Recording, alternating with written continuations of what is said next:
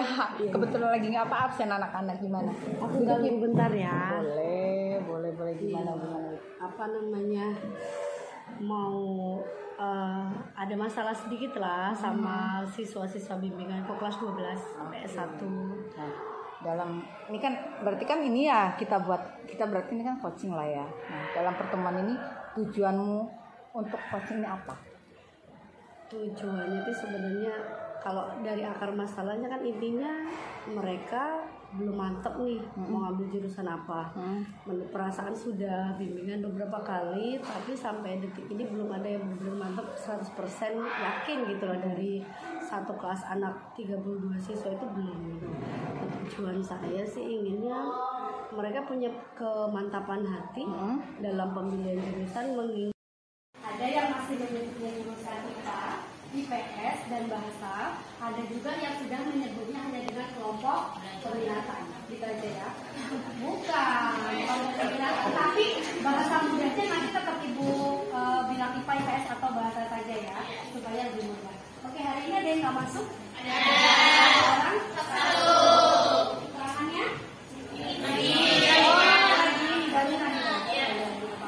Oke, jadi hari ini yang mau Ibu sampaikan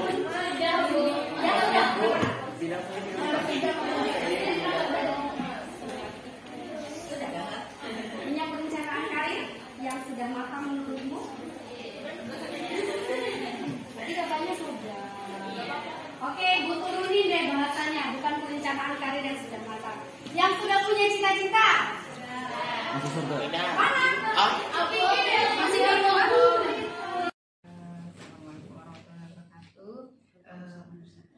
Baiklah, saya Yeni Trisnawati, CIP Angkatan 9 dari SMA 1 Terbang Besar.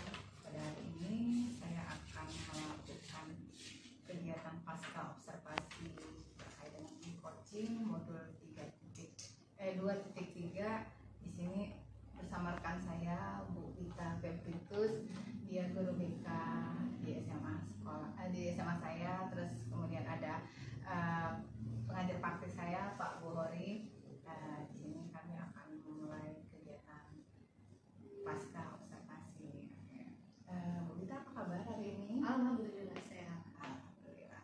Baiklah, Bu Vita, seperti yang kita janjikan kemarin, setelah mengikuti pra-observasi, kemudian observasi dengan kegiatan terakhir dan kegiatan pasca yang mengerjakan yang pertama adalah tujuan.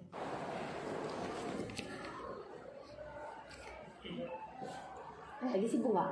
Enggak, kebetulan lagi nggak apa absen anak-anak gimana? Aku ganggu bentar ya. Boleh gimana? Apa namanya? Mau ada masalah sedikit lah sama siswa-siswa bimbingan kok kelas 12 PS1. Nah, dalam ini kan berarti kan ini ya kita berarti ini kan coaching lah ya. Nah, dalam pertemuan ini tujuanmu untuk coaching ini apa? Tujuannya itu sebenarnya kalau dari akar masalahnya kan intinya mereka belum mantep nih mau ngambil jurusan apa. Menurut perasaan sudah bimbingan beberapa kali tapi sampai detik ini belum ada yang belum mantep 100% yakin gitu loh dari satu kelas anak 32 siswa itu belum. Tujuan saya sih inginnya mereka punya kemantapan hati dalam pemilihan jurusan mengingat bentar lagi kan pembukaan pendaftarannya yang anak-anak eligible-nya gitu. Jadi dari mereka namanya diumumkan di eligible, udah bimbingan sampai detik ini belum ada 50% lah Yang confirm lah ya. yang mantap dengan pilihannya itu gitu. Ketika ada temen yang ngomong seperti ini galau lagi, ngambil jurusan, lihat temennya ngambil jurusan ini galau lagi gitu terus. Nah, kalau ini ya Mbak Wita ya, ukuran keberhasilannya dari tujuan yang kamu inginkan dari konseling anak-anak itu? Ukuran keberhasilannya ya jelas dia mereka pada keterima. Nah, kalau misalnya nih saya tanya dari 1 sampai 10 dari rencana yang Mbak Wita mau di ini berapa ukuran keberhasilannya? 9 lah. 9. Yakin? Bisa nggak? Targetnya sih ya pengennya segitu karena mereka IPS 1 loh. Itu sih saya pikir. Sekarang kan kita ini ya, kita kalau ngomong masalah anak-anak kurang mantep lah ya. Nah, menurut Mbak Wita, hambatan apa yang bikin mereka nggak mantep itu? Hambatannya itu antara lain satu, anak-anak IPS 1 itu lumayan banyak yang secara finansial itu kurang lah ya. Jadi ketika ketemu temen yang punya rencana karir misalnya di Unila gitu, mereka mau ke Unila juga, waduh saingannya banyak, tapi mau keluar terhambat ekonomi gitu loh. Kalau misalnya keluar kan otomatis nanti jauh dari orang tua, harus Biaya lah ngekos, ya. biaya segala macam.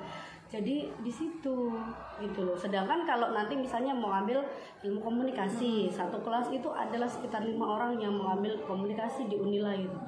Nah dari situ kan satunya udah ngomong komunikasi, 2 udah ngomong, 3 udah bingung lagi. Jadi saingan dengan teman sendiri Nah, lah ya. belum kalau kelas lain kan ya, ini baru kita bicara IPS satunya satu aja. aja. Terus kalau misalnya Ada yang masih menyebutnya jurusan IPA, IPS dan bahasa. Ada juga yang sudah menyebutnya hanya dengan kelompok peminatan. Gitu aja ya. Bukan kelompok peminatan, tapi bahasa mudahnya nanti tetap ibu bilang IPA, IPS atau bahasa saja ya, supaya lebih mudah. Oke, hari ini ada yang nggak masuk? Ada. Orang? Satu. Keterangannya?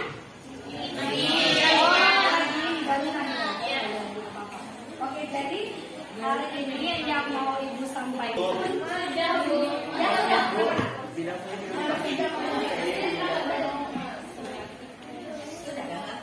minyak perencanaan karir yang sudah matang menurutmu? Tadi katanya sudah. Oke, ibu turunin deh bahasanya, bukan perencanaan karir yang sudah matang. Yang sudah punya cita-cita? Masuk surga. Mana? Masih belum. Nah, oke. Coba siapa namanya? Revan apa? Cita-citanya apa? Akuntan, Bu. Akuntan.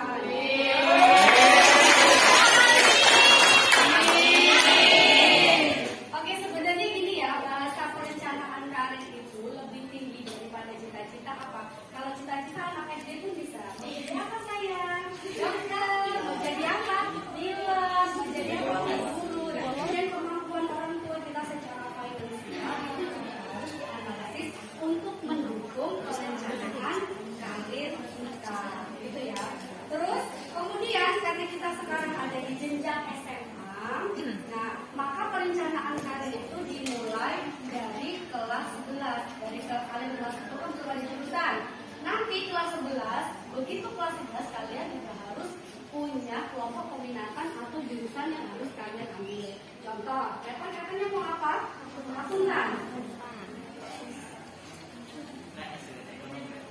Oke, berarti nanti apa yang harus kamu ambil setelah ini? Misalnya IPS. Sebenarnya IPA boleh nggak sih Bu? Kalau misalnya jurusannya IPA masuknya ke IPS boleh nggak? Boleh. Siapa yang bilang boleh? Boleh. Kenapa boleh? Kenapa boleh? Rinjur. Yang mau boleh dari siapa? Boleh nggak Revan? IPA ngambil IPS boleh nggak? Jurusan IPA nanti ngambil akuntan boleh nggak? Boleh ya. Jadi kalau kita Bu Wita ngomongin yang sekarang ya, yang berlaku sekarang di kurikulum Merdeka itu namanya aja Merdeka.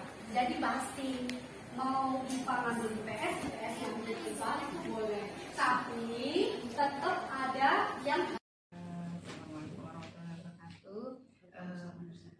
Baiklah, saya Yeni Trisnawati, CIP Angkatan 9 dari SMA 1 Terbangsa.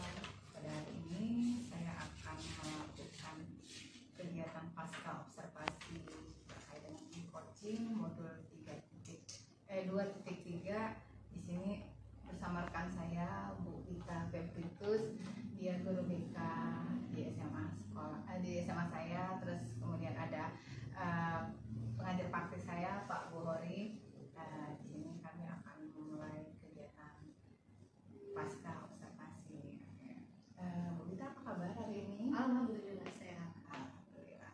Baiklah, Bu Wita, seperti yang kita janjikan kemarin, setelah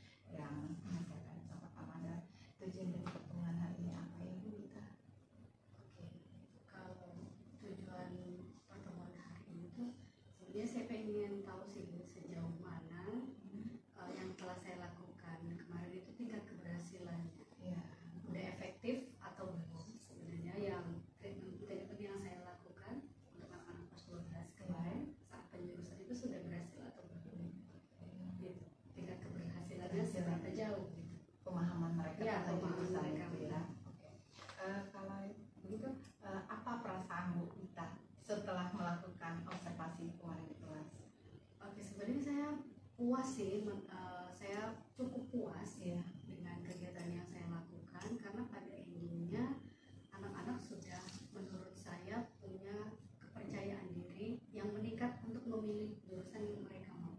Karena sebelumnya mereka itu ragu, punya pilihan lebih dari 3 jurusan yang mau mereka pilih. Kemarin setelah kegiatan itu ya setidaknya nggak terlalu banyak lah, sesuai dengan juknisnya untuk SNDP 1 atau 2 jurusan saja.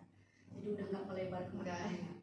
Oke, kalau kita bicara tentang ini ya, keinginan Bu Ita, tujuan pembelajaran yang telah Bu Ita lakukan di kelas, menurut Bu Ita apakah sudah tercapai atau belum dengan keinginan Bu Ita sesuai dengan kemarin observasi? Ya, kalau menurut saya sih sudah, walaupun memang belum ke predikat sempurna ya, Bu, Ya.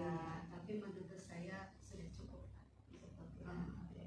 Untuk strategi atau metode yang Bu Ita pakai untuk kemarin kan setelah kita bicarakan Bu Ita ini melaksanakan layanan klasikal. Nah, menurut Bu Ita tingkat pencapaiannya sudah berhasil belum